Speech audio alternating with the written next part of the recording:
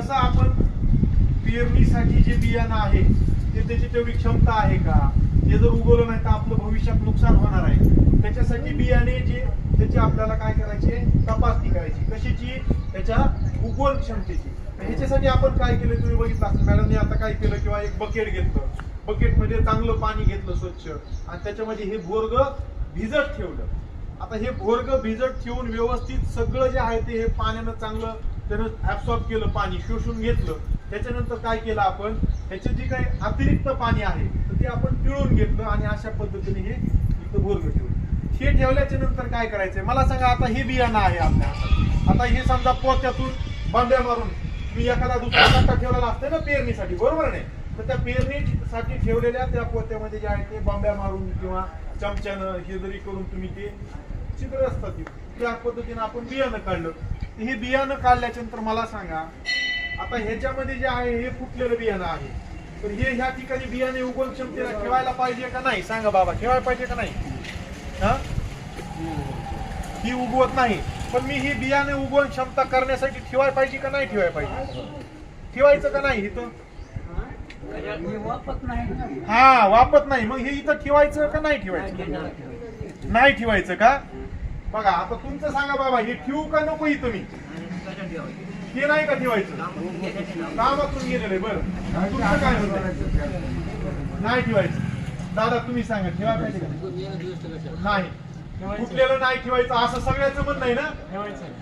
मला सांगा, आता मला एक डोळे आहेत, तुम्हाला सगळ्याला डोळे आहेत, पण पेरणीच्या टायमाला आपण पोतं घेऊन गेलात आणि आपण काय केलं, त्या ट्रॅक्टरच्या पिटीत बी टाकलं. त्या पिटीला डोळे आहेत का?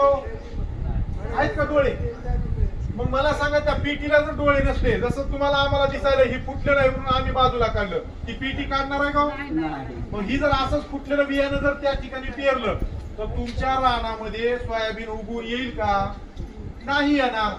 सगळ्यात मोठी चूक आपली ह्या ठिकाणी. ही चूक होऊ नये म्हणून हे प्रात्यक्षिक प्रशिक्षण नानाजी देशमुख कृषी प्रकल्पाच्या माध्यमातून आहे.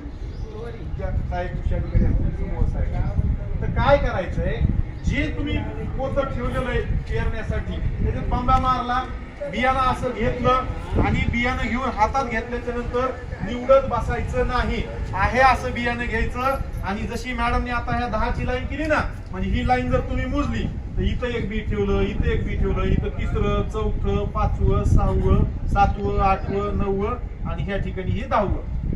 तर अशा पद्धतीनं एका लाईनीला 10 बिया, दुसऱ्या लाईनीला 10 बिया, तिसऱ्या लाईनीला 10 बिया, असं 10व्या लाईन पर्यंत 10-10 बिया ठेवायच्या. किती बिया झाल्या? एकूण 100 बिया झाल्या.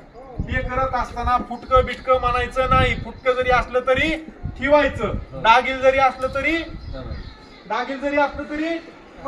ठेवायचं आणि ह्या पद्धतीनं ठेवायचं. आणि मग हे केल्याच्या नंतर जे आहे त्याची जी आहे ती काय करायची आपल्याला, ही गुंडाळी करायची. तर मॅडम तुम्ही सांगा कशा पद्धतीने गुंडाळी करायची. बघा आता मॅडम दाखवत आहेत, अशा पद्धतीने जे आहे ते ह्याची गुंडाळी करायची. गुंडाळी पूर्ण झाल्याच्या नंतर ह्याला एका ठिकाणी आणि इकडे जे आहे ते सुतळी बांधून ठेवली तरी चालते किंवा ते तसं जरी ठेवलं तरी चालतंय.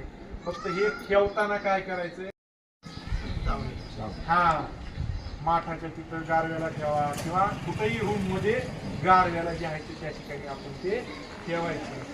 माठाच्या ठिकाणी नाही ठेवलं, ते कोरडं झालं तर थोडं थोडं ह्याला पाण्याचा जो आहे तो शिंतोडा द्यायचा. आणि हे 6व्या दिवशी जे आहे ते काय करायचं, परत उघडायचं आणि त्याच्यामध्ये किती बिया वापल्यात किंवा चांगल्या उगवून आलेल्या आहेत तो ते तपासायचं.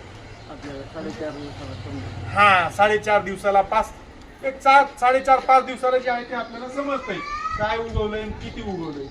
मग हे ह्याच्यामध्ये उगवलेलं बियाणं बघायचं.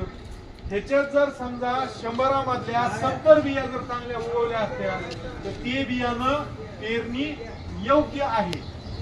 आणि समजा जर 60 पेक्षा कमी बिया जर असल्या, म्हणजे 59-58 बिया जर उगवल्या, असं बियाणं जे आहे ते आपण पेरणीसाठी वापरायचं नाही. ही गोष्ट लक्षात घ्यायची. किंवा नाहीला जर बियाणंच भेटायला गेलंय, खर्च जास्त वाटायला आहे, तर अशा ठिकाणी पेरणीसाठीचा बियाणाचा दर जो आहे त्या ठिकाणी वाढवायचा. या पद्धतीने आपल्याला सर्व शेतकऱ्यांना जे आहे ते बियाणे उगवून तपास करूनच जे आहे ते आपल्याला काय करायचं, सोयाबीनचं पेरणी करायची.